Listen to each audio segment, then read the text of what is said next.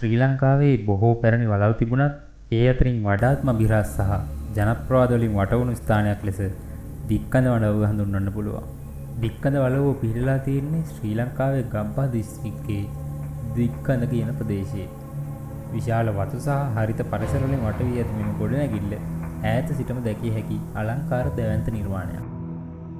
වසර ගණනාවක් මුළුල්ලේ මෙම වලව්ව වටා විවිධ කතාන්දර, අద్භූත සිදුවීම් සහ රහස් පවතින බවට ප්‍රදේශවාසීන් පවසනවා. ජනප්‍රවාද වලට අනුව දික්කඳ වලව්ව 20 වන සියවසේ මුල් භාගයේදී ඉදිකර බව විශ්වාස කරනවා. ඉතින් මේ දික්කඳ වලව්ව ශ්‍රී ලංකාවේ සාම්ප්‍රදායික ගෘහ නිර්මාණ ශිල්පය නිරූපණය කරනවා. උදාහරණ විදිහට විශාල වැරැන්ඩා, උස තීරු, විශාල කාමර සහ විවෘත අංගන ප්‍රධාන ලක්ෂණ විදිහට අපිට හඳුන්වන්න පුළුවන්.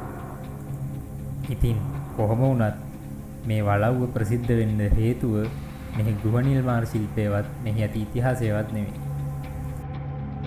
ඉතින් මේ වලව්ව ශ්‍රී ලංකාව සහ ලෝකේ පුරා ප්‍රසිද්ධ වෙන්න ලොකුම හේතුව වෙන්නේ මේ වලව්වට ගෙතිලා තියෙන අභිරහස් කතා.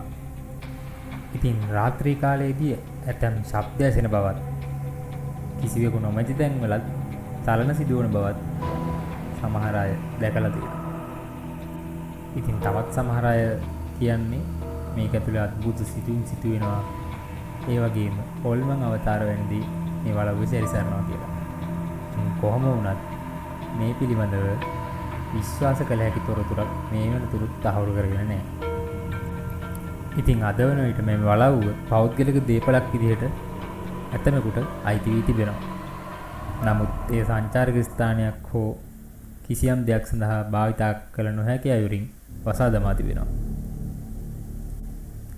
ඉතින් දික්කඳ වලව්ව ඇත්තම අභිරහස් ස්ථානයක්ද?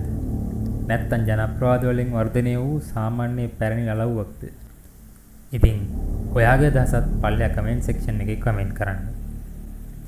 ඉතින් මෙවැනි ශ්‍රී ලංකාවේ අద్భుත කතා සහ ඉතිහාස කතා වගේම විදේශීය ඉතිහාස කතා සහ අద్భుත කතා දැනගන්න අපේ channel එක subscribe කරලා තියාගන්න.